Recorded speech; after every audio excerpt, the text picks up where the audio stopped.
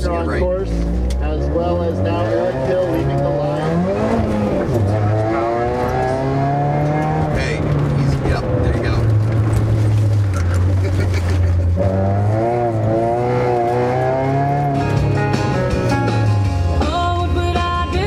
That wasn't intentional. Okay, so you're too slow on that bit. I was lost. I wasn't seeing where it was going. Easy, and look out to the out to there. Sweet, get yourself out, get yourself out. And brake. Yeah, see, you can get more speed coming into that.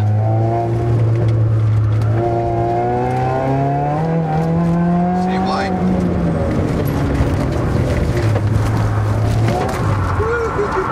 Let off your brake. There you go.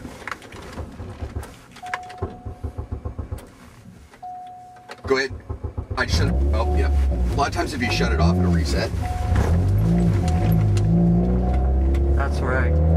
The stiffness on the rear Yes. has totally changed. Yeah, you're probably going to want it back. If are the shocks adjustable? No, they're Okay, fixed. okay. Just So the rear sway bar is so stiff that it wants to do exactly what I tell it, but I've never done it on the track before, so. and a piece of it is you're oversteering it a little bit. If you give it less input because the back end's rotating for you, you don't need to give it quite as much input. Did you know that that's the other thing that's changed since the last time I did this? Because I changed the steering knuckles to aggressive steering knuckles that are strong from GM Performance Division, so I can run race tires. They, besides changing the camber, it also changed the steering distance.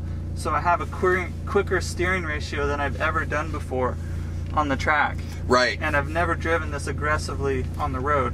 So all of my inputs for steering are what I knew from the way that the steering was on my car before. Right. So I'm gonna have to just relearn it all. Yep. On You this. just got to back off and let it. Yeah, because that was the main reason you were getting the back so happy. Too much steering. The other thing is that you're having a tendency that you're braking late enough that you were still on the brakes when you're hitting your turn-in points. Okay. Which is causing the back end to want to swap on you.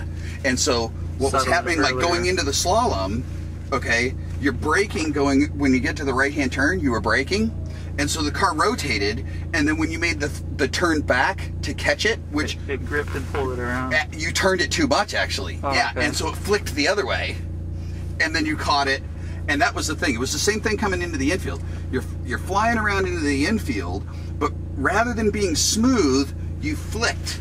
When you got to the, you're coming around and you flicked, making the turn into the infield. I wasn't looking far enough ahead to make it smooth. That's it. I was reacting to what I saw instead of being proactive to predict what's going to come up. Like when you said that I didn't approach one of the corners right, it's because I was lost. I was looking around like, where the heck am I supposed to go next? Right.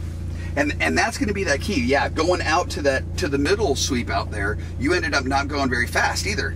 You weren't carrying enough speed in there. Exactly, because when I got to the spot where I said you need to brake, I was already too. You were already going. You didn't need to brake because you weren't going fast enough. You should be. It should be just clawing around there, and you should have to brake hard to get through that thing. I bet I made a mess of stuff over there, huh?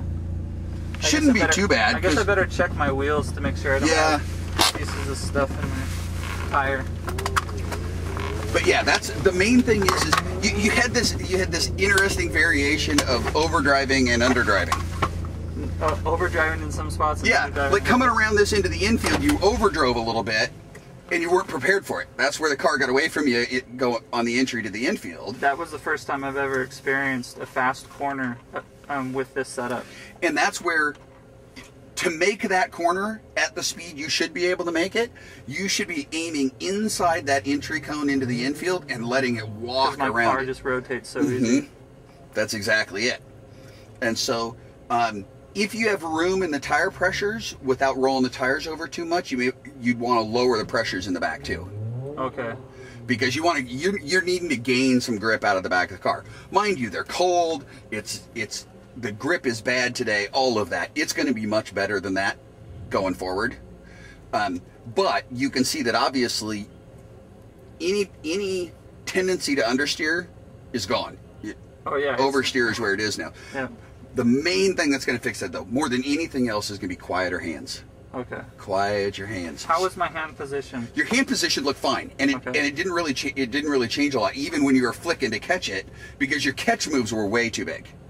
Okay. That's why it was going all the way beyond, because your natural tendency was to really throw it at it, but it would catch and flick all the way back the other way then. So much quieter motions would catch it. But the biggest thing that's going to fix that as you go in initially is in those spots where it was getting away from you, you got to slow down more. Okay. But your natural tendency is to brake later than you should. So at that initial turn in, you're still on the brakes. So the car starts to rotate, then you're just fighting it from there. You just pinpointed my strategy on how I drive everything on iRacing, including in real life. I normally can brake later than most people, but I don't know my car well enough with its current setup to be able to know how I can use that to an advantage right now. And it definitely rotates under braking, and that's going to be an advantage to you once you've got it, you've got it figured out, once it's doing it where you want. I'm reactive and not. I can't predict what my car is going to do yet. Like, I think in the afternoon, probably my second or third run in the afternoon, I will have done enough that I can predict. I bet you see probably my second run in the afternoon is probably going to be my fastest one. I would say your next run, back off on the going into the infield. Work your way out higher. Okay. Back off there. Back off in the slalom. Okay. This isn't a horsepower track nearly as much as I've seen before. My top speed is only 52 miles an hour. Which is what I told you. Yeah. I told you about 50 is what I expected. And even at 50s, my car was past the ragged edge. That's exactly it. It's because the dynamics are so different. You're doing it in different ways, and that's the thing. Is the long stuff out there is where you can push a little bit more. In the sweeper, turning around at the far end, you weren't fast enough. So where do I need to push more? Sorry, I forgot. The sweeper at the far end. Okay. When you turn around, coming back to this end, and going back to the far end. The long stuff through the infield, you can push more. I can explain based on my emotions that I felt at that time. I had a lot of adrenaline after my car got sideways and I almost hit that first cone. And I thought, whoa, this is a lot different than I was expecting. And so I was timid going around the next few corners thinking, whoa, when is it going to bite me? And here's one of the things that I think, from several of the ways that you've talked about things, you really have an ingrained road racer way of approaching things right now. You learn the car, and you expect something out of the car, and you plan your attack based upon the car, rather than because you're not used to it. Right. Because in iRacing we don't have the feel. You're calculating too much rather than feeling what the car is doing. Even if you'd finish that run, I'd be willing to bet you I could switch seats with you and I could put down a faster run than you right now. No doubt. Even though I've never driven the car.